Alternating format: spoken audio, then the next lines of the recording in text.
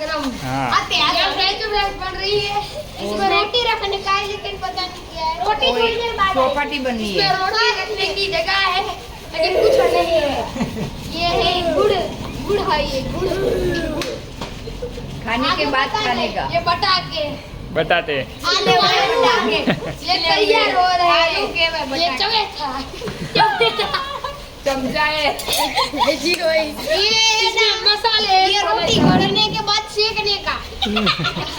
ये रोटी के बोलने के बाद ये खंड, शक्कर, ये शक्कर है।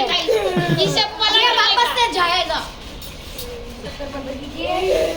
इसमें मरचा है, मरचा, लाल मरचा। दसे ढोली का देसी मरचा। भाई ढोली देख लो, मारी से कर देने। हमें ये फिर से फ्राई करने के लिए। इसमें है हळदर, पीला पीला। इसमें नमक है, थोड़ा थोड़ा। ये है अजमा, आज बनाओ है जीरा जीरा। जीरा, सॉरी ये जला